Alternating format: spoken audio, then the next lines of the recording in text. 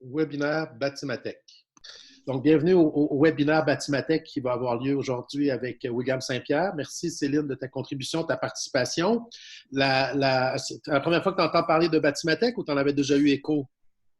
En fait, c'est une de mes consoeurs de travail qui doit participer aussi à la rencontre qui m'avait envoyé votre invitation puis votre conférence. Très gentil. Parallèlement à tout ça, Céline, là, ça va être important, durant la présentation, il n'y aura peut-être pas de période de questions directes, mais s'il y en a, gênez-vous pas pour les formuler dans la partie conversée ou dans la partie qui s'appelle QR, qui veut dire questions-réponses. Dans la section questions-réponses, on va les acheminer à William à la fin de la présentation, mais si d'un coup, il voudrait savoir s'il y a des questions, on pourrait en acheminer quelques-unes.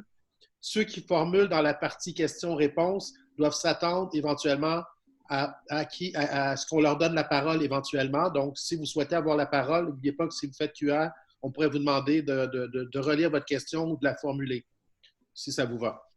C'est bon? Parfait. Donc, merci beaucoup Céline. Bienvenue chez vous. Bienvenue dans la famille Batimatech. OK. Donc, ça, c'est bon. Puis là, je vois qu'on commence à voir, ça continue à rentrer. Je souhaite saluer M. Billette, qu'on je connais depuis longue date. Bienvenue chez vous, José. Bienvenue, M. Benoît et plusieurs autres. Donc, on rappelle que le webinaire, la façon qu'on fonctionne habituellement, c'est l'invité, qui s'appelle William Saint-Pierre aujourd'hui, qui va lui-même faire rouler sa présentation, qui, soit dit en passant, assurez-vous d'avoir une bonne connexion Internet parce qu'il y a des beaux vidéos à vous présenter justement sur l'évolution des technologies, entre autres. Puis, ouais. Donc, puis William, pour ceux qui ne savent pas, je le connais à travers Batimatech, particulièrement dans le cadre du concours PitchTech Innovation, auquel il avait participé il y a quelques années. Et suite à cette participation-là, il avait gagné également un prix d'accompagnement à travers une agence qui s'appelle Sim5. Et ensuite, l'année suivante, il avait participé, ou l'année d'après, à ce qu'on appelle une conférence où il était invité comme panéliste avec des gens comme Ivano Cambridge, Simoplus et Ivano Cambridge, McGill Développement. Donc, il faisait partie d'intervenants sur le futur de la construction, une perspective style 2025. Donc, très intéressant. Puis, c'est un grand voyageur. Je ne sais pas, William, tu as fait combien de salons dans le monde? Alors, on en a fait plusieurs. Là. On en a fait certains à Munich, aux États-Unis également. Là. Donc, on en a fait quelques-uns. Puis, c'est rien à comparer à ce qu'on va faire par la suite, là, la suite des choses. Mais ouais, on commence à avoir, chez Mecasys, on commence à avoir une très bonne connaissance des technologies de la construction à l'international. Donc, c'est vraiment l'objectif de la rencontre aujourd'hui. Je pense que ça va être, je vais vous présenter des compagnies, des produits assez intéressants qui peuvent vous aider sur vos chantiers. Là. Puis pourquoi puis j'imagine qu'en voyageant, tu vois des opportunités pour le marché québécois, mais tu vois aussi ta différenciation, j'imagine. Oui, bien entendu, bien entendu. Donc, il y a toujours plusieurs solutions pour répondre à une certaine problématique. Donc, oui, bien entendu, on voit pas mal qu'est-ce qui se passe sur le marché. C'est quelque chose qui est super intéressant, capable de voir également les meilleurs produits, les meilleures compagnies qui sont capables de se démarquer des autres. Mais surtout, les produits ont un aspect qui est très, très, très intéressant. Exact. Parfait. Merci. On rappelle aux gens que c'est ceux qui viennent se joindre à nous de formuler des questions, bien sûr, par rapport aux thématiques qu'on va aborder en cours de route. Puis la présentation ça va être William qui va l'animer du début jusqu'à la fin. Moi, je vais tout simplement me retirer délicatement. Comme vous, je vais devenir un auditoire. Donc, voilà. Je vous ai partagé également un long texte qui explique aussi le lien avec Sim5 en lien avec Batimatech. Donc, c'est Sim5 qui est mon agence de service conseil qui a développé le concept Batimatech, qui l'a initié, qui l'a organisé. Et évidemment, vous comprenez que pour le 2020, on se pose des grosses questions si l'événement va avoir lieu sous la forme qu'on l'a connu, avec le contexte qu'on connaît avec la COVID et la pandémie. Mais on travaille différents volets. Donc, le webinaire joue un rôle également de rejoindre la clientèle, de rester en relation avec elle pour promouvoir la technologie, catalyser le secteur pour le rendre encore une fois toujours innovant et tout ça.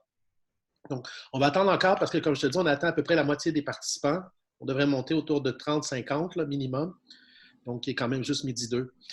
Je rappelle aux gens, si vous avez des questions par rapport à William, c'est le temps, avant que ça débute. On devrait commencer autour de midi 5, top chrono.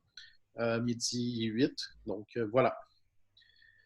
Est-ce qu'il y en a qui voudraient entrer en relation avec nous? Vous savez qu'en bas dans le menu, vous avez la possibilité d'avoir une main qui lève. À ce moment-là, ça nous permet de vous retrouver dans la liste des gens qui participent au webinaire et le cas échéant de voir l'information. Donc, je vois que José, salut José qui est là. Je vois qu'il y a également plusieurs personnes, bravo. Donc, on va, si tu veux, William, je pourrais commencer la présentation Batimatech qui présente un peu le contexte pour la mise en bouche. Puis après ça, on regardera pour le reste. C'est parfait. Donc,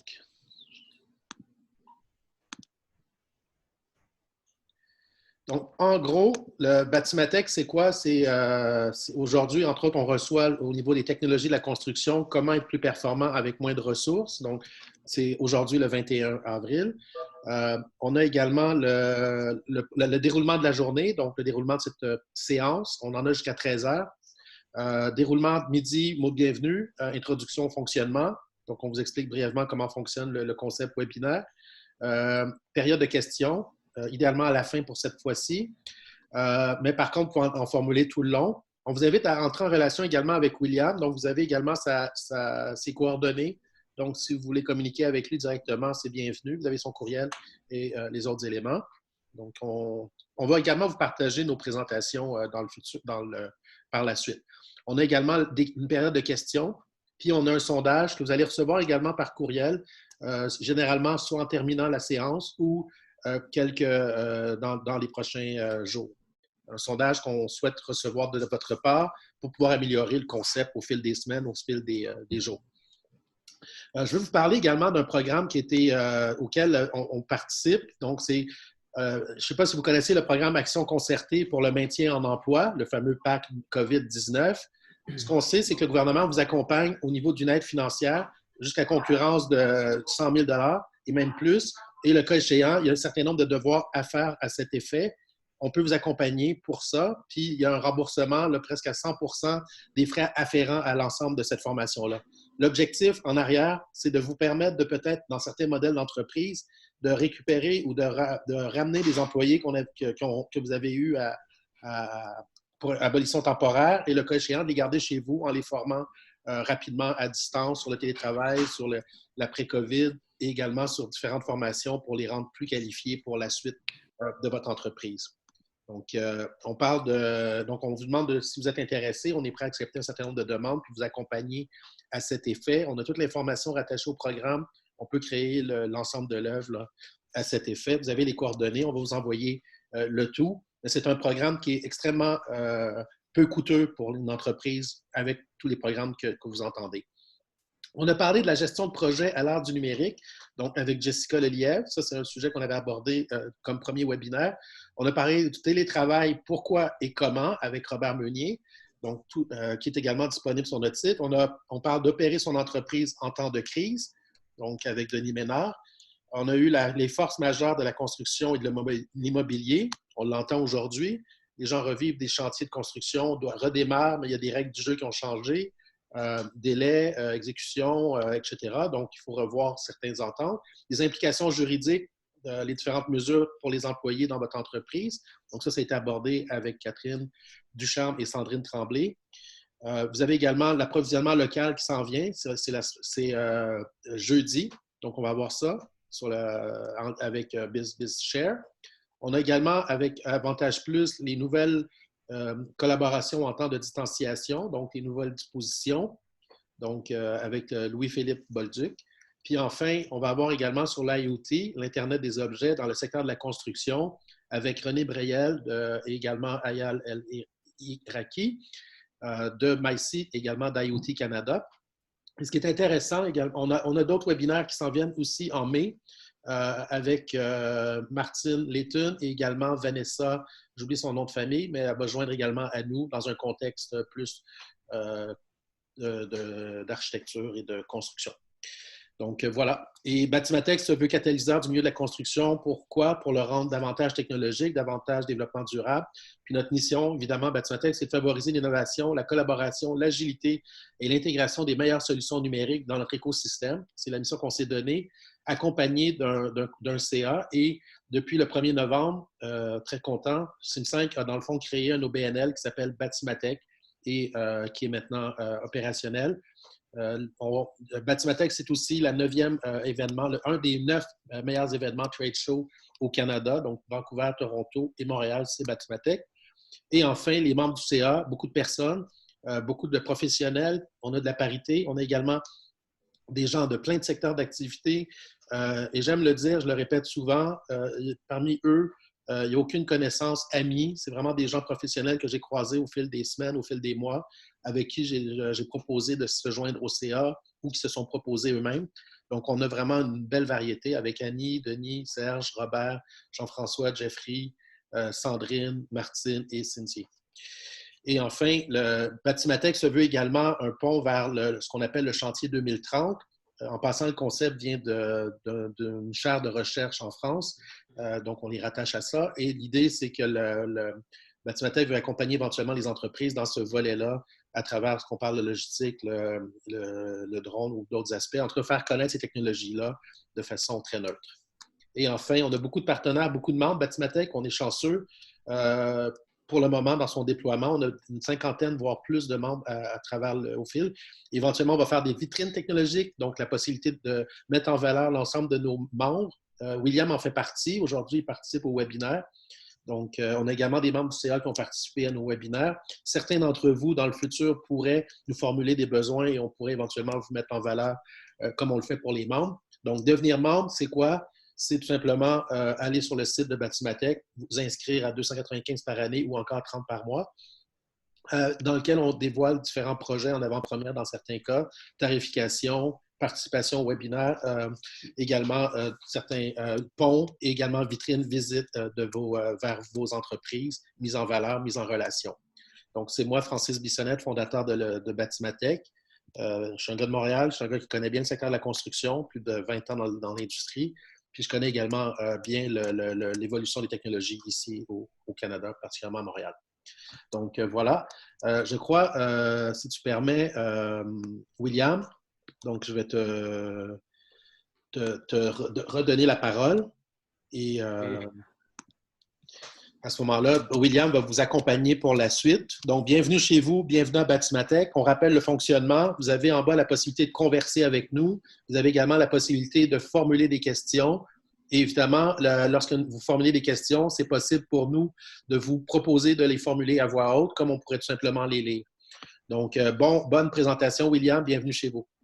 Parfait, merveilleux. Bon, bien le bonjour tout le monde. Je suis bien content que vous puissiez participer à la conférence. Je pense que ça va être assez intéressant. Aujourd'hui, on a 36 participants en temps réel. Puis, bien entendu, il va y avoir probablement également beaucoup de gens qui vont pouvoir revoir la conférence par la suite. Donc, l'objectif de la conférence, principalement, c'est vous mettre aux aguets un peu de toutes les technologies de la construction qui existent présentement à l'échelle internationale. Une des raisons qui est vraiment importante, c'est vraiment peut-être bien que ça peut inspirer également les entrepreneurs au Québec, également les différentes parties prenantes d'un chantier de construction pour intégrer ces technologies-là, parce que finalement, ça peut vous permettre d'augmenter drastiquement vos productivités, drastiquement vos niveaux d'information sur votre chantier également, pour par la suite diminuer le besoin de ressources. Le besoin de ressources peut être autant des ressources financières, des ressources matérielles, des ressources humaines. Ça peut être assez varié. Avant qu'on commence, je vais faire une petite introduction de moi. Pourquoi, en fait, c'est moi qui présente aujourd'hui. Donc, moi, j'ai étudié en technologie de la construction au Cégep Limoilou, puis par la suite, j'ai également étudié en génie de la construction à l'ETS, ce qui m'a poussé vraiment à développer ma propre entreprise de technologie qui s'appelle Mecasys. Donc, bien entendu, également, j'ai eu de l'expérience avec des entrepreneurs en construction, entre autres dans la réfection de béton. On a fait beaucoup de réparations de béton assez majeures au Québec et à Montréal. Donc, j'ai pu voir certaines problématiques, certains enjeux de l'industrie de la construction. Et c'est vraiment ça qui m'a inspiré également à avancer, à développer la compagnie avec mes 2 autres cofondateurs, 2 autres personnes qui sont en génie mécanique et génie de la production automatisée à l'ETS également. Donc, Mecasys a été fondé il y a approximativement 2 ans. Puis, ça nous a permis de nous placer sur une scène internationale quand même assez intéressante. On a certains de nos investisseurs également qui sont basés aux États-Unis. On a été capable de relocaliser temporairement l'entreprise en Chine, donc avec nos partenaires qui s'appellent HAX. Donc, pour 6 à 9 mois, 6 mois en fait, on avait une équipe d'ingénierie canadienne qui était en Chine, directement à Shenzhen, pour être en mesure d'augmenter drastiquement le niveau de productivité de la recherche et développement de notre produit. On a également incubé au Santec, un des très bons accélérateurs technologiques à Montréal et au Québec également. Donc, ça m'a permis de baigner un peu dans l'industrie de la technologie de la construction, d'être en avant de tout ce qui se passe présentement sur les nouvelles technologies, les nouvelles procédures à l'échelle internationale.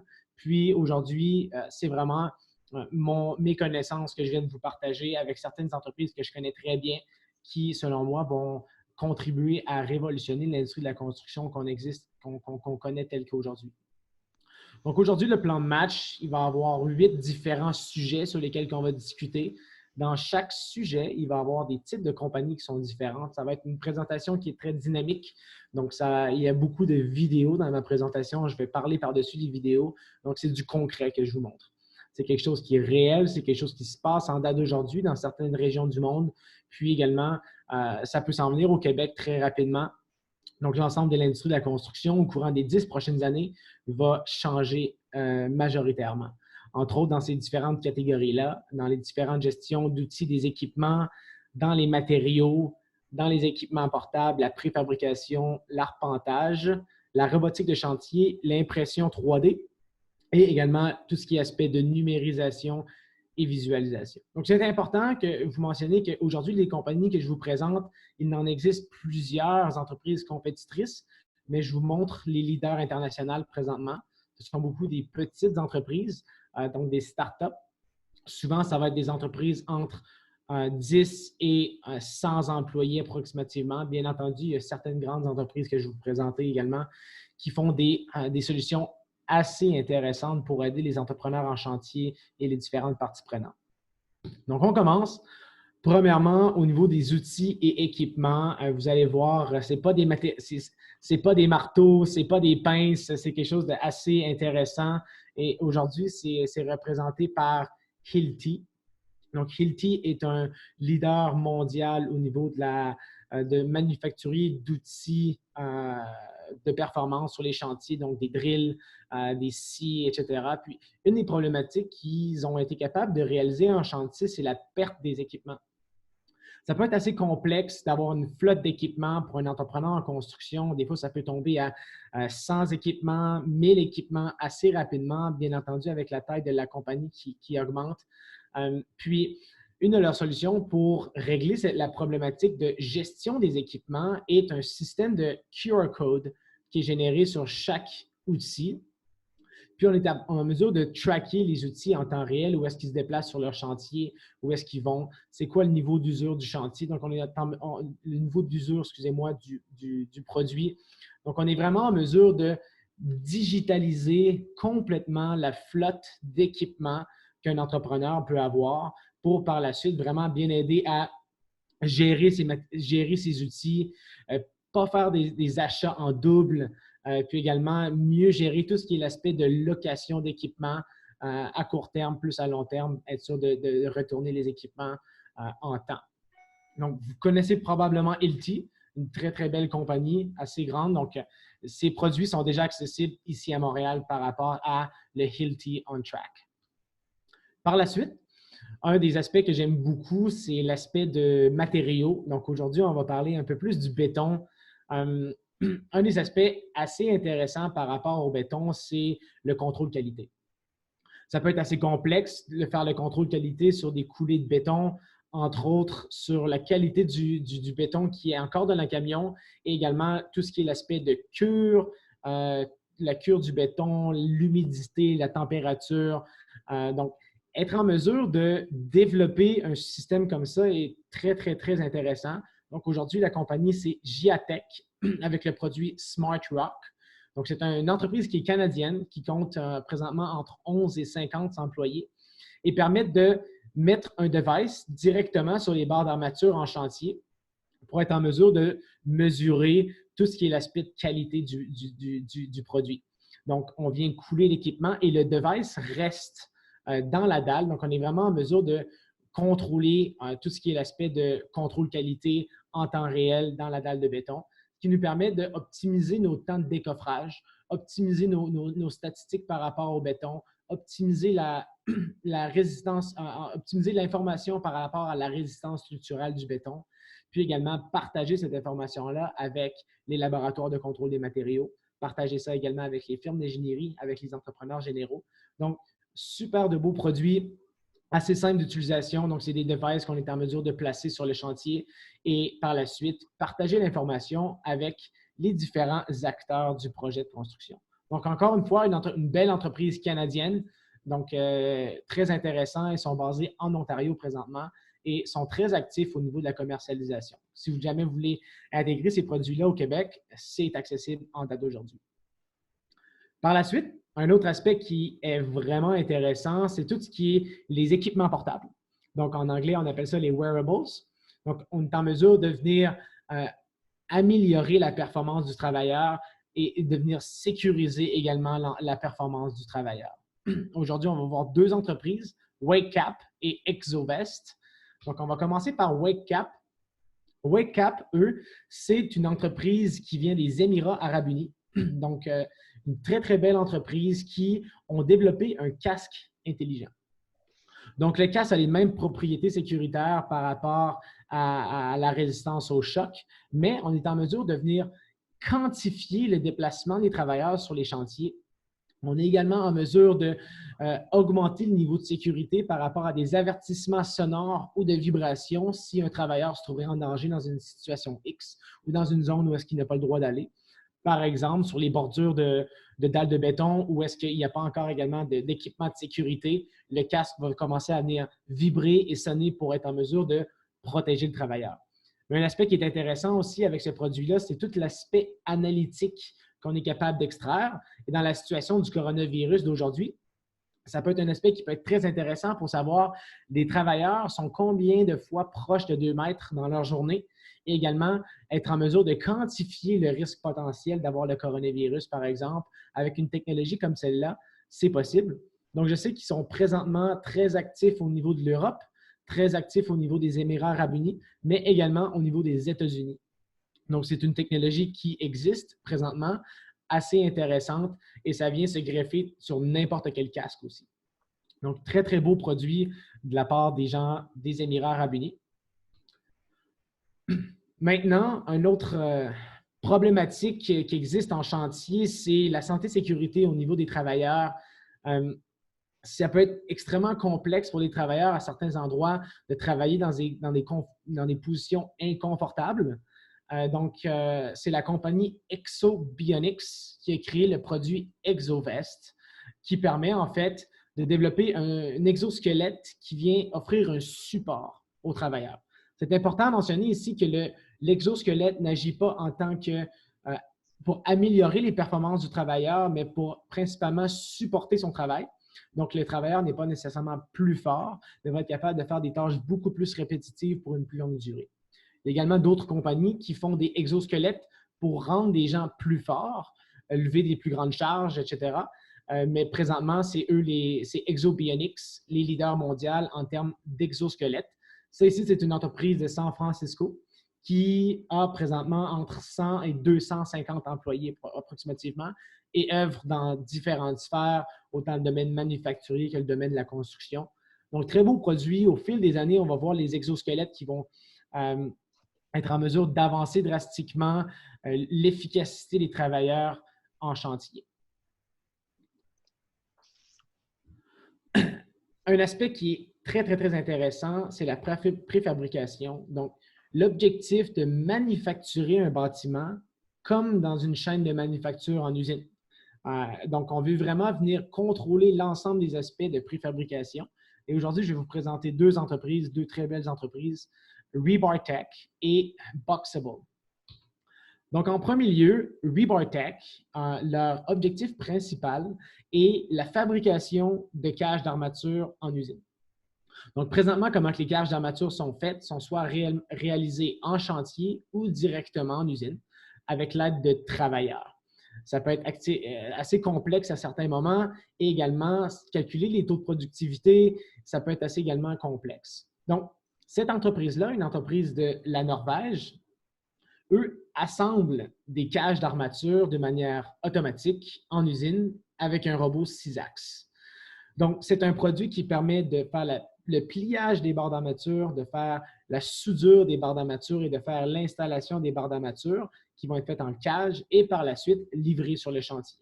Donc, c'est un aspect de préfabrication qui est très, très, très important parce que ça peut être très complexe de manufacturer des cages d'armature en chantier ou en usine parce que les plans majoritairement sont faits en 2 dimensions.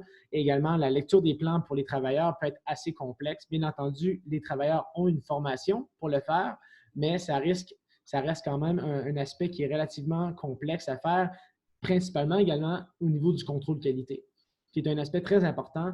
Si l'ensemble du processus est réalisé par un robot, on peut maintenant venir répartir le contrôle qualité dans son usine et également tester moins de cages d'armature pour être en mesure d'avoir une meilleure productivité, d'avoir des meilleurs rendements pour les manufacturiers également de cages d'armature et bien entendu diminuer les coûts sur le chantier par rapport au prix d'armature et également par rapport à l'installation.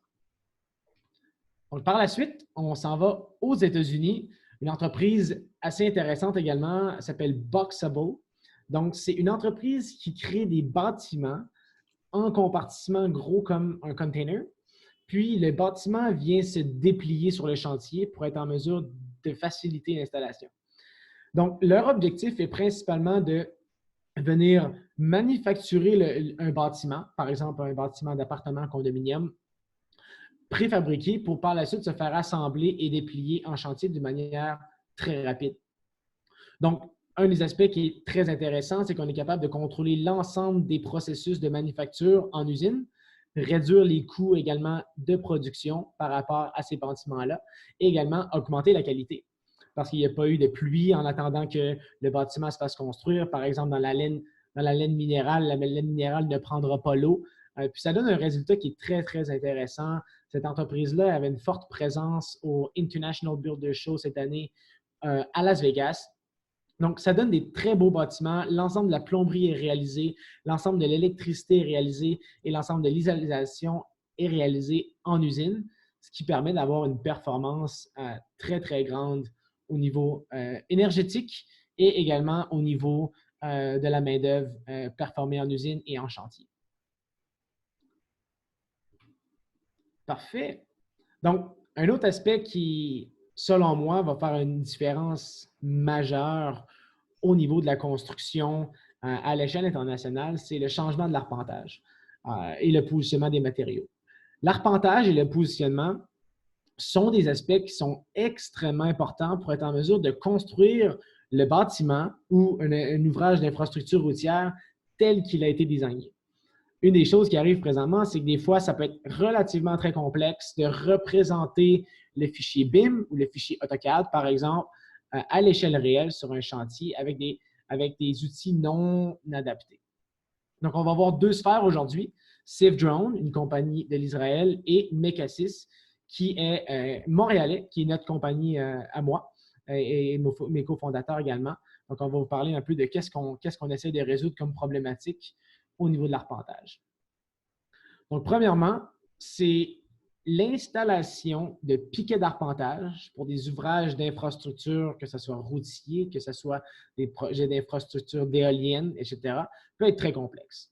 En ce moment, comment c'est fait? C'est principalement 2 arpenteurs géomètres qui vont se déplacer avec une technologie GPS ou RTK pour être en mesure de venir poser des piquets directement sur le sol pour être en mesure de guider les gens qui vont venir faire l'excavation sur les chantiers.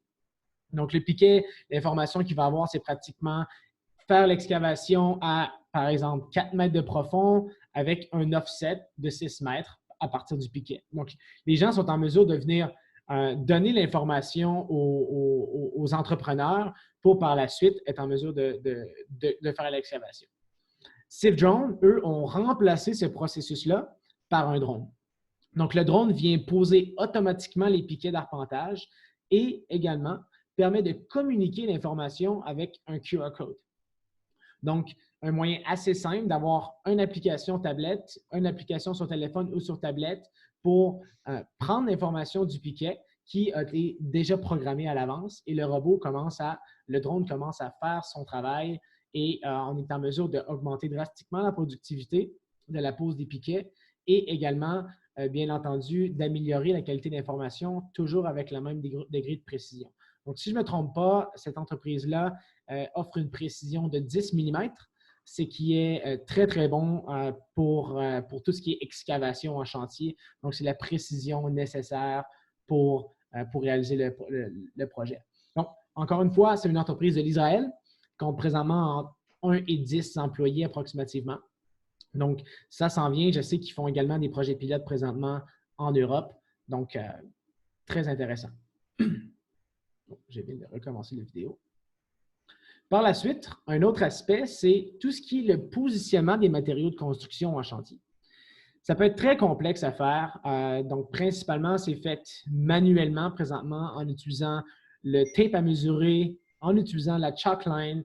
C'est un aspect qui est très itératif et qui peut être complexe également de trouver les bonnes ressources humaines pour être en mesure de lire les plans de construction et ne pas nécessairement faire d'erreurs.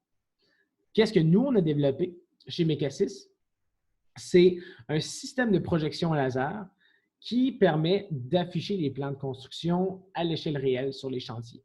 Donc, nous, on vise à augmenter de 5 fois plus rapidement le traçage sur le chantier et d'augmenter drastiquement le niveau de qualité réalisé en chantier. Et on a développé ce produit-là de manière extrêmement simple pour que ce soit les entrepreneurs en chantier, donc les ouvriers qui l'utilisent et non nécessairement un ingénieur. Donc, ça se fait en 3 étapes simples. Premièrement, c'est l'intégration des plans de construction sur la tablette. Par la suite, le positionnement de la machine en chantier. Et par la suite, directement la projection laser à l'échelle réelle. Donc, ça permet d'aider les entrepreneurs de 3 différentes façons. Un, c'est augmentation drastique de la productivité.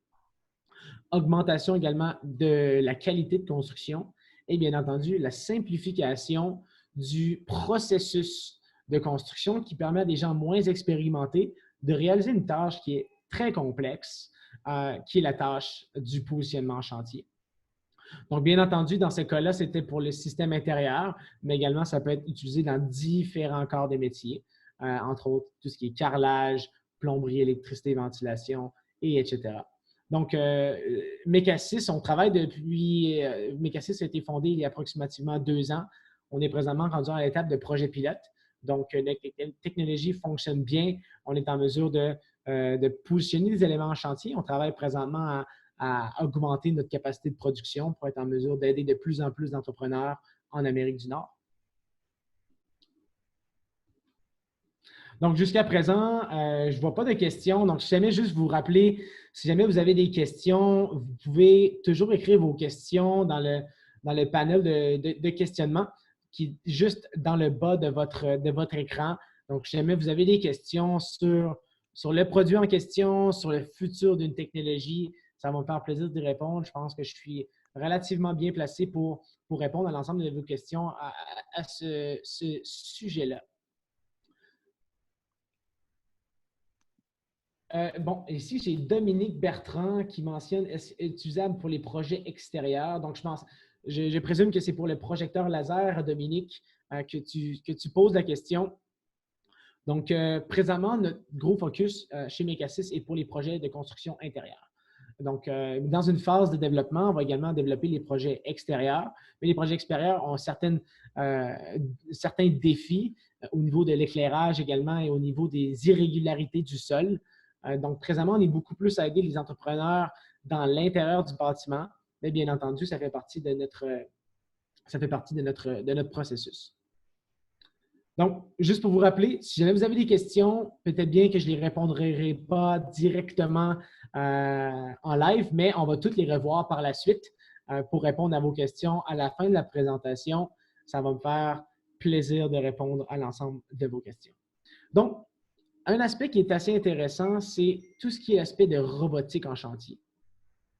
La robotique en chantier peut avoir des impacts majeurs au niveau de la construction. Donc, vraiment de venir automatiser certains processus de l'industrie de la construction par des robots. Et également, il y a le beau dicton, en fait, qui dit potentiellement fermer les lumières dans le chantier de construction. Et c'est une expression qui est prise beaucoup dans le milieu manufacturier, où est-ce que des chaînes de manufacture entièrement robotisées, les propriétaires se sont rendus compte qu'ils pouvaient fermer les lumières pour économiser de l'électricité, les coûts énergétiques dans leur bâtiment. Donc, la question, c'est est-ce que la même chose pourrait se produire dans l'industrie de la construction? Je pense qu'on n'en est pas encore là, mais il y a des applications qui peuvent être entièrement automatisées, par exemple. Puis, des applications qui peuvent aider également les travailleurs dans l'industrie de la construction. Donc, on voit beaucoup la robotique en date d'aujourd'hui comme étant un assistant. Un assistant au niveau des travailleurs, un assistant au niveau de la qualité, un assistant au niveau de la productivité. Donc, dans l'aspect de robotique, il y a bien entendu beaucoup d'entreprises. Aujourd'hui, je vais vous parler de 4 entreprises qui sont assez intéressantes, qui règlent des problèmes que je pense qui ont beaucoup de valeur. Donc, on va parler de Okibu, Built Robotics, Tybot et Construction Robotics. Okibu est une entreprise en Israël qui ont développé un système de robotique qui permet de faire toute l'installation des matériaux de finition. Donc, autant l'installation de tirage de joints que de l'installation de peinture. C'est un robot qui est monté 6 axes qui permet de venir peinturer ou d'installer des tirages de joints dans n'importe quel environnement sur des panneaux de gypse. Donc, c'est un processus qui est entièrement automatisé. Comme vous pouvez voir ici, le robot réalise la peinture d'un projet et ça permet donc on vient programmer le robot et par la suite, le robot fait l'ensemble du bâtiment ou l'ensemble de l'étage et bien entendu, le robot peut passer dans les cadres de porte également. Donc, c'est une entreprise qui est présentement en développement, qui compte entre 1 et 10 employés et bien entendu, présentement, ils travaillent sur plusieurs défis, entre autres la qualité du peinturage. Donc, je sais qu'ils les utilisent présentement beaucoup dans les travaux de stationnement souterrain. Donc, là où est-ce que la qualité doit être moindre un peu. Donc, c'est pas encore, on ne verra pas encore ce robot pour l'installation de peinture dans des projets résidentiels, par exemple, où on doit avoir une précision de peinturage de haute qualité. Mais pour certains aspects, ça peut être très intéressant en attendant qu'ils travaillent sur l'augmentation de la précision et de la qualité de leur système. Donc, produit très intéressant, encore une fois, qui permet d'automatiser tout ce qui est la pose de tirage de joints et d'automatiser également tout ce qui est la peinture dans un bâtiment. Par la suite, une entreprise que j'aime beaucoup, c'est Built Robotics. Built Robotics se sont rendus compte que ce n'était pas nécessairement obligatoire d'avoir un opérateur de machinerie lourde pour contrôler un appareil. Donc, cette entreprise a pris beaucoup d'inspiration au niveau des voitures autonomes et ont maintenant créé tout ce qui est de la machinerie lourde autonome. Donc, ça se voit présentement dans les mines, mais eux l'apportent beaucoup au niveau de l'industrie de la construction. Donc, on fait un partenariat avec Caterpillar pour être en mesure de développer de la machinerie lourde de manière automatisée et sécuritaire, comme qu'on peut voir. Donc, c'est un processus qui est très intéressant. Prenons par exemple un projet d'excavation majeur. On peut tout simplement programmer les machineries lourdes à l'avance et par la suite, la machinerie travaille 24 heures sur 24, 7 jours sur 7. On doit juste être en mesure d'avoir assez de camionnage pour être en mesure de respecter leur débit de production. Donc, ils travaillent présentement, ils ont 3 différents produits. Donc, un bulldozer, une pelle excavatrice et un petit bobcat. Puis, je sais qu'ils travaillent sur tout ce qui est des griders aussi pour faire l'alignement des sols. Donc, leur objectif, c'est de complètement automatiser le processus d'excavation et de raffinement au niveau des matériels en chantier. Donc, une entreprise très intéressante. Il y a également plusieurs entreprises compétitrices qui travaillent sur cette solution. Mais, encore une fois, comme je vous mentionne, aujourd'hui, les gens que je vous présente, ce sont les leaders internationaux. Donc, produit très intéressant. C'est une entreprise de San Francisco. Ils comptent présentement entre 11 et 50 employés. Par la suite, on s'en va plus dans l'aspect d'armature, encore une fois. Donc, pour des ponts, tout ce qui est l'installation d'armature dans des ponts ou dans des viaducs peut être quelque chose de très, très, très complexe et de très répétitif. Donc, l'entreprise TIBOT, l'entreprise des États-Unis, ont développé un système d'attachement automatisé sur un pont roulant qui permet de venir faire les attaches de l'ensemble des barres d'armature pour un pont complet. Donc, juste imaginez le nombre de travailleurs que vous allez avoir de besoin simplement pour faire la tâche. Ça peut être relativement long. Donc, l'objectif, c'est de venir préposer les barres d'armature, puis être en mesure de les positionner par rapport au plan de construction et par rapport au devis. Et par la suite, le pont métallique se déroule et fait la tâche de l'ensemble des produits. Je ne suis pas vraiment au courant de leur modèle d'affaires. Je pense que c'est beaucoup par projet. Donc, si jamais il y a des personnes dans l'auditoire qui travaillent sur des projets de ponts, sur des projets de viaducs, ça peut être un aspect très, très, très intéressant à faire parce que venir faire la tâche est une tâche très répétitive qui peut être automatisée par un système de robotique.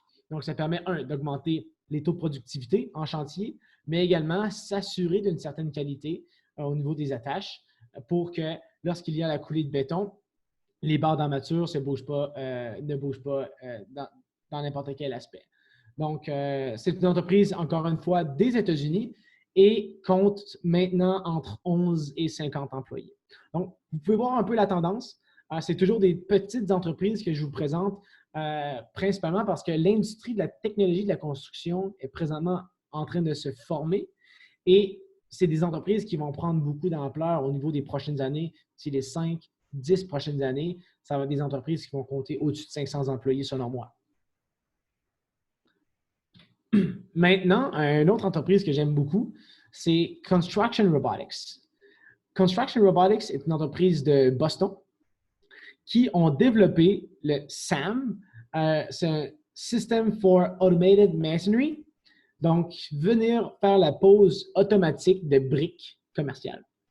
Donc, ça se voit beaucoup dans la brique commerciale, peut-être un peu moins dans le briquetage maçonnerie résidentielle, mais dans le maçonnerie commerciale, c'est souvent du répétitif.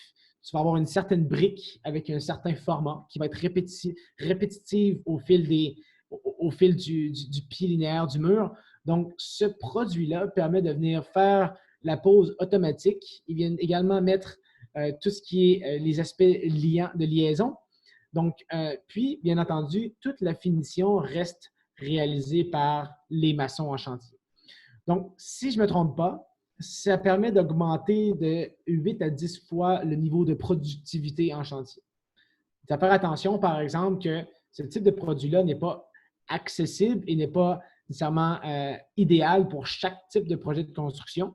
Il faut avoir un projet de maçonnerie très spécifique pour être en mesure d'utiliser ce produit-là. Donc, dans le cas, ce qu'on voit aujourd'hui, c'était un projet de construction commerciale où est-ce que la brique est relativement similaire. Donc, encore une fois, une entreprise des États-Unis qui compte entre 11 et 50 employés et présentement, eux ont également développé d'autres types de robotique. Donc, ça, c'est un de leurs produits. Ils ont développé également la mule qui permet de faire le levage de briques très lourdes pour être en mesure d'améliorer la santé et sécurité de leurs travailleurs en chantier. Donc, ils œuvrent beaucoup dans l'industrie de la maçonnerie. Maintenant, un des aspects que je trouve également très intéressant qu'on va voir beaucoup au courant des prochaines années, c'est l'impression 3D. Je vais vous présenter aujourd'hui 3 différentes technologies qui font différents procédés d'impression 3D. Malheureusement, je ne pense pas qu'on va être capable de voir ça au Canada d'ici tôt à cause de nos conditions climatiques. Donc, par exemple, un mur de béton, une maison complètement faite avec une impression 3D en béton peut être un peu plus complexe pour respecter les codes nationaux du bâtiment. Donc, c'est pourquoi les entreprises que je vais vous présenter aujourd'hui sont des entreprises qui œuvrent dans différents milieux, où est-ce que souvent, c'est des milieux un peu plus chauds beaucoup plus par rapport au béton, où est-ce que l'École nationale du bâtiment change. Donc, une entreprise assez intéressante, c'est Apis Corp, une entreprise des États-Unis qui est le leader mondial présentement en termes d'impression 3D en chantier. Donc, ils ont fait les plus gros bâtiments en impression 3D. Et comme vous pouvez voir, les bâtiments n'ont pas été faits en Amérique du Nord, malgré que la compagnie est américaine. Ça, c'est un projet qui a été fait aux Émirats arabes unis, tout simplement parce que l'École nationale du bâtiment change. Donc, ça leur permet de venir faire une manufacture de bâtiments beaucoup plus rapide. Donc, comme vous pouvez voir, l'installation des barres d'armature se font à l'avance. Puis, par la suite, le robot est en mesure de venir faire l'impression 3D du bâtiment et ça monte tranquillement. Bien entendu, par la suite, il y a un liant qui vient être mis à l'intérieur du bâtiment pour rendre les barres d'armature importantes au niveau de la résistance en tension. Donc, ça agit beaucoup principalement en termes de coffrage en date d'aujourd'hui. Parce que la problématique d'intégrer les barres d'armature de manière automatisée n'a pas été faite encore. Donc, ce bâtiment-là est maintenant par la suite coulé avec du vrai béton et on peut réaliser des formes géométriques très complexes. Donc, c'est un des principaux avantages de l'impression 3D, c'est la création de formes géométriques complexes sur un chantier que les architectes vont vraiment aimer. Donc, maintenant, tout est vraiment réalisable parce que l'industrie de l'impression 3D change en fait drastiquement les méthodes de manufacture actuelles et permet de faire des formes géométriques complexes et également, ça permet d'optimiser les aspects structurels. Donc, on va parler un peu de l'aspect structural dans la prochaine compagnie que j'aime beaucoup également, c'est MX3D, donc une entreprise européenne qui, eux, font l'impression de métaux. Donc, selon moi, c'est un des types d'impression 3D qui a beaucoup, beaucoup d'impact dans l'industrie de la construction. Donc, leur objectif, c'est de venir automatiser le processus de construction d'un pont, par exemple, avec des robots 6-axes qui agissent en tant qu'imprimante 3D. Un des aspects qui est vraiment intéressant, c'est qu'on est en mesure de faire maintenant des formes géométriques très complexes. Donc, des formes géométriques qui sont belles architecturalement, mais également qui sont extrêmement performantes au niveau de la résistance structurelle. Donc, maintenant, on est capable de donner des designs de résistance structurelle qui sont optimisés qui, en vrai, ne nous permettent pas de le faire avec les méthodes de manufacture conventionnelles qu'on a. Donc, si on veut, par exemple, faire fondre de l'acier pour faire un pont comme ça, ça va être très complexe. Le moule va coûter plusieurs milliers de dollars et c'est quelque chose de vraiment compliqué, alors qu'eux viennent automatiser ce processus-là. Donc, bien entendu, c'est un projet qui est encore en développement.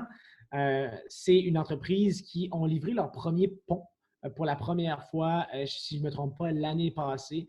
Donc, le pont a été installé, si je ne me trompe pas, aux Pays-Bas. Donc, très beau. Il représente la résistance structurelle, mais il y a également beaucoup de complexité au niveau de la résistance structurelle entre les couches d'acier.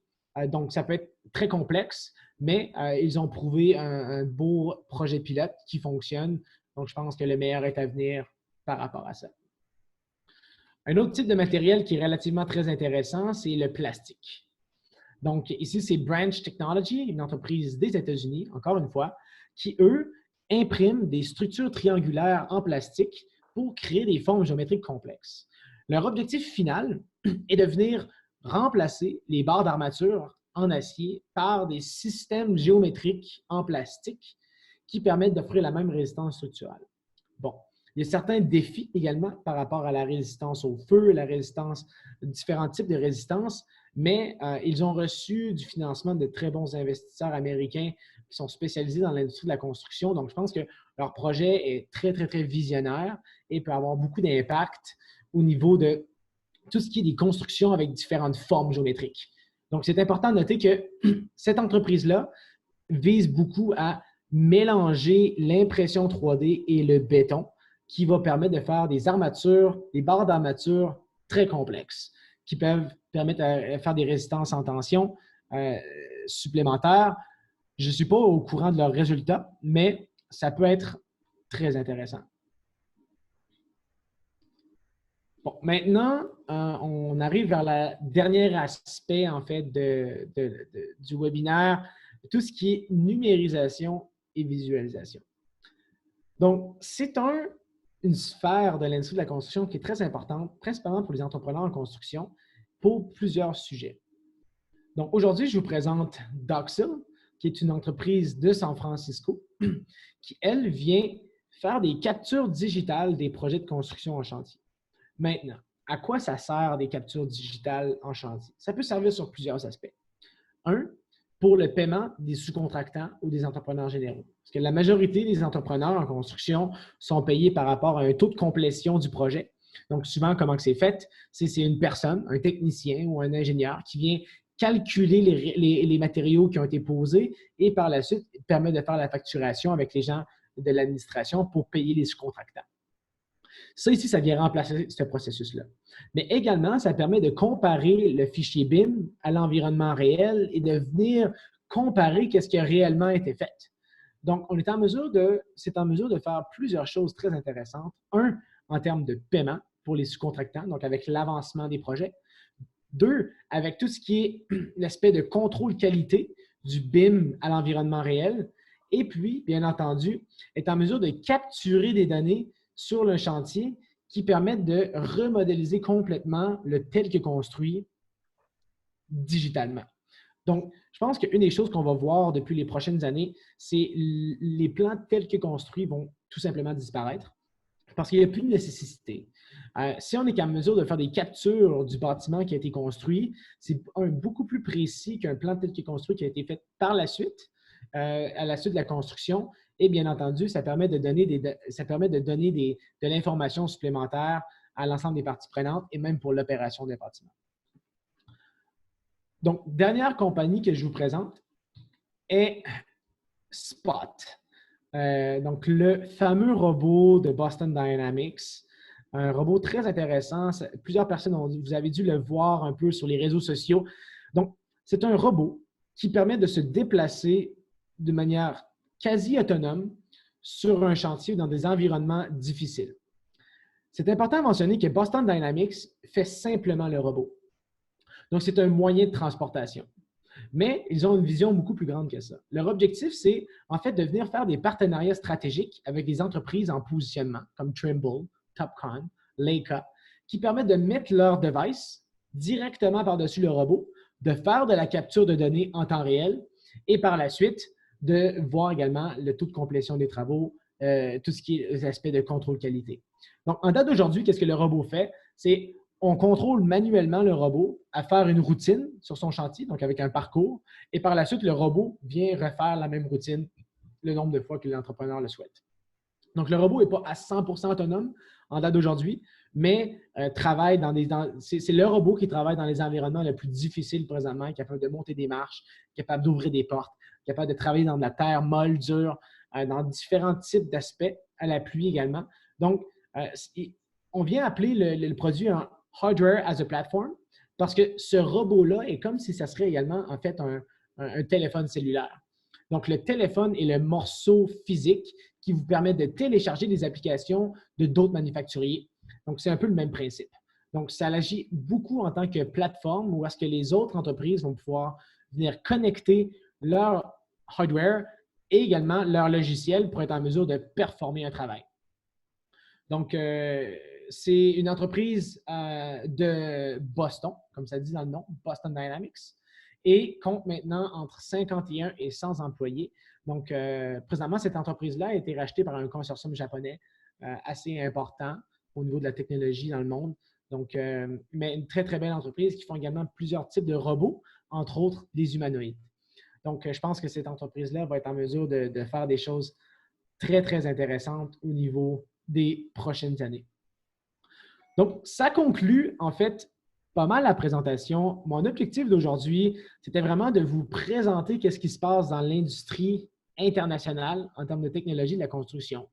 Ça ne veut pas dire nécessairement que chaque technologie va s'appliquer à votre domaine, mais c'est un overview qui vous permet vraiment, en fait, de savoir qu'est-ce qui se passe dans le monde. Puis, bien entendu, l'objectif principal de n'importe quelle technologie, c'est d'être simple, d'être plus productif et finalement de coûter moins cher que qu'est-ce que ça coûte réellement. Donc, que ce soit au niveau de la santé-sécurité, que ce soit au niveau de la productivité, que ce soit au niveau de la précision, l'ensemble des technologies ont un seul point en commun, c'est la réduction des coûts. C'est quelque chose qui est très, très, très important. Et je pense qu'au courant des prochaines années, 2025, 2030, 2035, l'industrie de la construction va changer drastiquement à cet aspect-là parce qu'on est rendu à un point où est-ce que la productivité n'a pas augmenté depuis déjà des dizaines et des dizaines d'années dans l'industrie de la construction, alors que dans l'aspect manufacturier, la productivité ne fait qu'augmenter avec tout ce qui est robotisation, automatisation. Donc, on va voir beaucoup d'applications qui vont venir prendre place dans l'industrie de la construction, mais on n'est pas encore rendu à 100% éliminer les travailleurs. Ça ne sera pas d'ici les 20, 30 prochaines années, même peut-être bien plus, parce que, bien entendu, le travailleur dans l'industrie de la construction est très, très, très important. Qu'est-ce qui est important à faire pour les entreprises technologiques? C'est de rendre ce travailleur-là comme étant un super-humain. Quelqu'un qui est beaucoup plus performant, beaucoup plus intelligent. Donc, je pense que c'est une des visions que toutes les entreprises en technologie de la construction ont en commun. Donc, maintenant, je vais prendre vos questions. Donc, je sais qu'il y a déjà pas mal de questions sur Zoom. Donc, je vais continuer. Je vais fermer ma présentation. On va répondre à vos questions, moi et Francis. Puis, n'hésitez pas, si vous avez des questions également personnelles, vous pouvez me contacter, vous avez mes informations. Merci beaucoup. Merci beaucoup, William. Bienvenue chez vous. Donc, on poursuit avec les questions de William. Et si vous en avez également pour Batimatech, gênez-vous pas. Si vous avez des suggestions de panel ou de présentation comme William dans le futur, vous pouvez éventuellement devenir vous aussi panéliste. Donc, vas-y, William, avec les questions. Oui, bien, on a une question ici de Robert Meunier qui pose « Quelle est ta suggestion d'approche pour qu'une entreprise puisse déployer les technologies que tu as démontrées? » C'est un très bon point, en fait. Ce qui est important à mentionner pour une entreprise en construction, il ne faut pas simplement tout essayer les technologies. Il faut en choisir une, puis il faut faire des tests avec ces technologies-là. Donc, souvent, qu'est-ce qu'on voit, c'est un projet pilote ou une preuve de concept qui permet de monter un business case, qui permet en fait de voir c'est quoi la réelle rentabilité d'un projet, c'est quoi la réelle augmentation de la qualité, c'est quoi la réelle augmentation de la documentation qui est faite. Et après ça, une fois que l'entreprise a fait un projet pilote comme celui-ci, on est en mesure d'extrapoler à l'ensemble de l'organisation et en même temps, voir ça peut être quoi les bénéfices financiers au niveau des états des résultats de la compagnie si on intègre une certaine technologie. Donc, je pense que c'est important d'y aller graduellement, puis de faire des tests. Donc, je pense que c'est quelque chose qui est très, très, très important à ce niveau-là, bien entendu. On a des questions de Christian Perrault. Est-ce qu'on demande à Christian de nous formuler les questions en ligne ou tu veux les lire? Peut-être bien qu'on peut faire interagir les gens. Je pense que ça serait bien. Christian, est-ce que tu peux te préparer à répondre à la question? On va te proposer de te joindre à nous. Donc, allez-y, Christian, vous êtes activé. Sinon, tu peux peut-être commencer à lire les questions. Puis, Christian, je pense que ton micro est sur mute présentement. Donc, c'est une phrase qu'on va entendre beaucoup au courant des prochaines semaines, là, le fameux mot mute. Donc, l'idée, c'est qu'il pose plusieurs questions. Concernant le traçage de cloisons, est-ce facilement utilisable dans des projets de réaménagement ou rénovation? Oui, donc ça tombe bien. Je suis pas mal l'expert au niveau de cette réponse-là. Oui, en fait, chez Mecasys, on développe le produit pour que ça soit utilisable autant dans des projets de rénovation que dans des projets de réaménagement, que dans des projets de construction neuve. Donc, ça ne change vraiment rien. Nous, on vient se positionner par rapport aux axes de construction ou par rapport à des points d'arpentage ou par rapport à des éléments structurels existants. Donc, on est vraiment en mesure de venir s'attacher à n'importe quel environnement pour que ça fonctionne en tout temps. Parfait. Donc, oui, Christian, par rapport à ta première question, la réponse est oui. La deuxième question, c'est est-ce que ces innovations technologiques sont conçues pour nos conditions hivernales, neige, pluie, verglas et compagnie? Oui, je ne peux pas parler pour l'ensemble des technologies, bien entendu, parce que je ne suis pas un expert de chaque technologie en question et c'est quoi leur développement technologique, mais on peut considérer que l'environnement de la construction en question est un environnement très difficile. Il y a de la terre, il y a de la boîte, il y a de l'eau, il y a du vent, etc. Donc, c'est vraiment important pour l'ensemble des solutions technologiques que ça puisse résister à ces types de conditions-là. Puis souvent, comment qu'on vient quantifier ça, c'est qu'il y a des certifications qu'on appelle IP 055 ou IP 054 ou IP 64, par exemple. Donc, c'est tous des grades qu'on est en mesure de venir quantifier c'est quoi la résistance d'un certain matériel ou une composante électronique. Puis ça, c'est des tests qui sont mondiaux, donc également internationaux. Donc, si une entreprise respecte ce standard-là, ça va respecter à certaines conditions météorologiques. Donc, je ne peux pas répondre pour l'ensemble des questions, mais dans notre cas, chez Mecasys, bien entendu, c'est important, tout ce qui est neige, pluie. Et une des choses qui est très, très importante également, c'est qu'on est au Québec. Donc, on est en mesure de tester toutes les conditions hivernales. Ça fait partie de notre quotidien. Donc, oui, bien entendu. Je pense que pour nous, on le fait. Et pour les autres compagnies également, je pense que c'est un aspect très important à faire. D'accord, merci. Moi, je répondrai un petit peu à la deuxième question, à la prochaine question. Avez-vous des calculs de rentabilité et avantages-coûts au Québec? Moi, ce que je répondrais, un peu comme William l'a signifié, le Québec doit augmenter sa productivité, augmenter son innovation. Puis lorsqu'on parle de coûts de rentabilité et avantages-coûts, l'innovation, vous ne l'avez pas fait, la recherche et développement, vous ne l'avez pas fait, puis on vous arrive avec une solution souvent qui est innovante et auquel vous avez juste à l'intégrer dans vos processus pour voir après ça l'optimisation. Mais certaines entreprises que William a mentionnées ont certainement des données financières ou des prévisions rattachées au coût, le ROI, le retour sur investissement et tout ça, bien entendu. Et aussi, ce qu'on a mentionné peut-être, en période comme on connaît aujourd'hui, inévitablement, les entreprises se doivent de prendre de l'avance, c'est-à-dire prendre un pas de recul, se renseigner au plan technologique, intégrer ces solutions-là et leur permettre éventuellement d'être extrêmement compétitifs et très, très compétitifs par rapport au marché lorsqu'il va se redéployer partout, pas localement, mais également à l'international. Et sur cette base-là, c'est le temps de s'approprier ces technologies-là. On parle vraiment d'adopter, on ne parle pas d'innover. Est-ce que tu veux poursuivre, William? Oui, ben en fait, je pense que c'est très vrai, là. Je pense qu'il y a certaines entreprises qui font un bon pas au niveau de la technologie en construction, mais ce n'est pas nécessairement juste les grandes entreprises qui font des bons mouvements. Nous, chez Mecasys, on a des clients qui sont des entreprises, des sous-contractants qui ont entre 35 et 150 employés, donc des entreprises respectables, mais ce n'est pas des très, très grosses entreprises non plus. Puis, sont très innovants. Ils sont très innovants au niveau de la gestion de leur technologie. Ils font un partenariat depuis 2 ans avec nous. Donc, je pense que ça existe. Pour ce qui est du retour sur investissement, ça dépend de chaque entreprise. On n'est pas capable de répondre pour toutes les entreprises que j'ai présentées aujourd'hui. Mais bien entendu, je pense que la majorité du temps, on est capable de le voir intuitivement aussi. Donc, on est capable de voir c'est quoi le retour sur rentabilité de manière intuitive. Maintenant, la compagnie en question va sûrement avoir des données et par la suite, la prochaine étape, c'est de faire un projet pilote qui permet également de quantifier, plus personnaliser ces données-là par rapport à ton entreprise, à tes types de projets. D'accord, merci. On a une autre question qui se dit, dans le fond, à quelle étape de développement devrions-nous commencer à interagir avec les entrepreneurs, les jeunes entreprises? Oui, c'est une très bonne question. Ça dépend beaucoup de c'est quoi votre vision, en fait. Ça dépend beaucoup de c'est quoi qu'est-ce que vous souhaitez faire également. Donc, il y a différentes choses. Plus que vous voulez un produit qui est personnalisé à vous, plus que si vous rentrez tôt dans le processus de développement de produit, mieux c'est. Parce que c'est là où est-ce que vos commentaires vont faire une différence majeure au niveau du développement de produit en question et vous allez pouvoir avoir quelque chose de personnalisé à vous.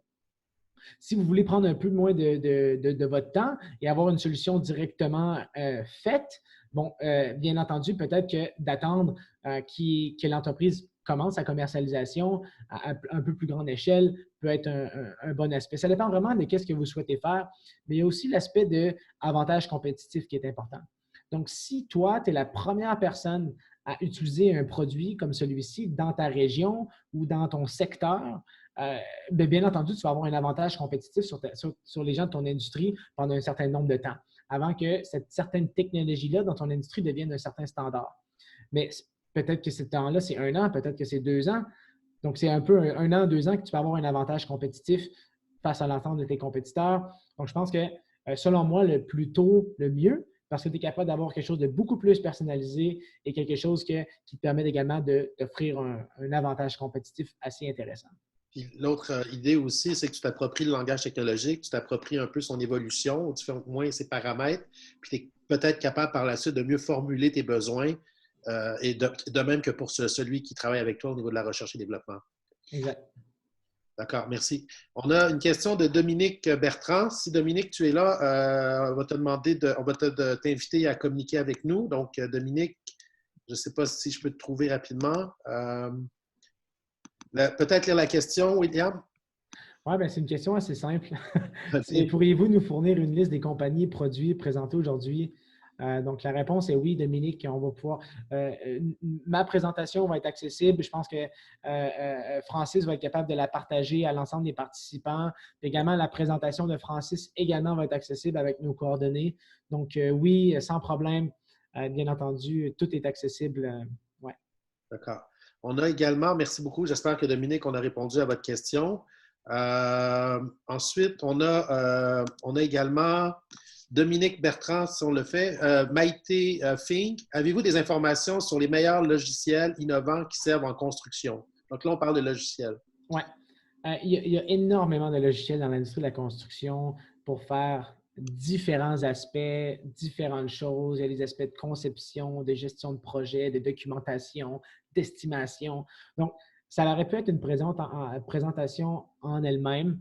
Donc, aujourd'hui, j'ai vraiment fait un focus sur plusieurs innovations physiques qui existent pour améliorer les processus de construction.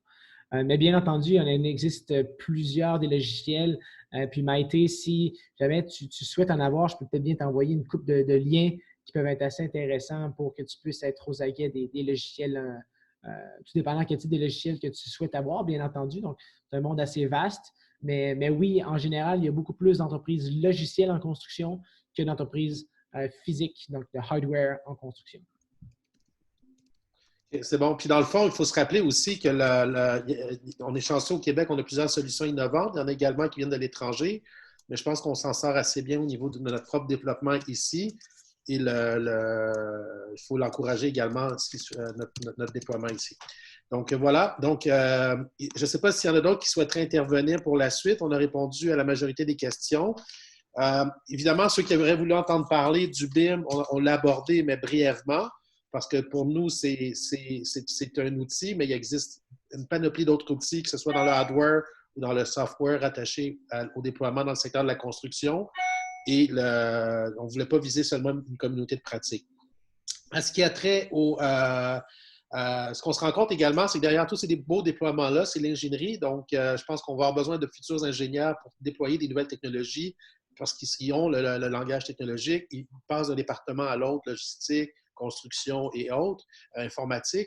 Et ce qui va être intéressant dans le futur, c'est de voir surtout des gens dans votre milieu, des entrepreneurs, qui réfléchissent davantage avec un vocabulaire technologique, encore une fois, pour être en mesure de formuler des besoins et qui sait des solutions qu'on entend d'Israël, qu'on entend d'Australie ou d'ailleurs dans le monde, aux États-Unis et d'Émirats, etc. Inévitablement, on est capable aussi, nous, de développer des solutions au Québec qui ont une volonté de s'exploiter à l'international, comme William l'a mentionné. Rappelle-moi rapidement, tu avais visité combien de salons là, pour faire connaître ta nouvelle solution? Bien, on en a fait approximativement, je pense, 5-6 jusqu'à présent. Là. Donc, c'est pas tant que ça. On va en faire beaucoup plus au niveau des prochains mois, si le coronavirus nous le permet, bien entendu. Mais ouais, donc on en a fait quelques-uns à l'international. C'est ça. C'est bon. Donc, on va terminer comme ça. Je ne sais pas si tu voulais ajouter d'autres choses, William? Bien oui, en fait, je pense que tu as mentionné un point qui était assez intéressant. Ce que tu as mentionné que ça prenait des ingénieurs dans les entreprises pour faire l'intégration des technologies, mais je pense que ça doit plus être du côté inverse. Ça doit être les entreprises technologiques qui développent une solution tellement simple qu'elle peut être utilisée par n'importe qui dans une organisation. C'est pour ça que je dis souvent, si vous renseignez davantage qu'est-ce que les centres de recherche font, qu'est-ce que les universitaires font en termes de recherche, vous allez être en mesure de les accompagner, puis aussi voir ce qui se fait dans d'autres secteurs d'activité. On appelle ça du benchmarking. Regardez un peu comme tu l'as dit tantôt avec le chien là, intelligent dans lequel on rajoute du software. Si tu comprends le chien, tu te dis, si je rajoute du software, qu'est-ce qu'il pourrait faire de plus? En effet. Exact. Donc, voilà. Et on a une autre question, William, si tu veux. On nous dit, Guillaume nous dit merci beaucoup, donc c'est apprécié. Je sais pas si... Puis, je termine en disant, vous allez recevoir un sondage par la suite, pour la suite de l'histoire de Batimatech. Donc, s'il vous plaît, y répondre. C'est important pour nous parce que c'est avec ça qu'on peut améliorer. Donc, merci aussi, William, pour la durée de la présentation qui respectait l'agenda. Je rappelle également que si vous souhaitez éventuellement être comme William, participant au webinaire, évidemment, on vous souhaite d'être membre de Batimatech pour pouvoir venir nous en parler, mais également, c'est important que vous veniez échanger vos connaissances, veniez également nous proposer des sujets ou des invités à ces 10 webinaires-là. On en a plusieurs qui s'en viennent dans les prochaines semaines. On vous a parlé également du programme PAC. COVID, c'est plus de 100 000 $ qui est disponible sur la table en lien avec la formation. Donc, entre autres, pour s'approprier l'évolution technologique, c'est le temps de se formuler des besoins rattachés à éduquer notre personnel, nos membres, nos équipes et à travers, entre autres, le programme. On a également la possibilité avec Batimatech de vous accompagner dans ce volet-là. Et évidemment, surtout, ce volet-là est ouvert également pour ramener des employés qui vous coûteraient davantage moins pour participer à de la formation, mais aussi les garder dans votre équipe plutôt qu'un jour ils quittent vers des compétiteurs. Donc, on parle de la gestion de projet à l'ère du numérique. On en a parlé, c'est un sujet qu'on a abordé. On a parlé du télétravail avec Robert Meunier, qui est membre du CA. On en a parlé également on a parlé d'opérer son entreprise en temps de crise avec Denis Ménard, qui est également membre du CA, bravo. On a parlé également de la force majeure, l'implication, etc. Donc, je ne reviendrai pas sur toute la présentation, mais en passant, Sandrine Tremblay fait partie de notre CA également, à titre d'avocate. Et les futures présentations, on en fait une jeudi, c'est sur l'approvisionnement local. Donc, inscrivez-vous, ça va être très intéressant.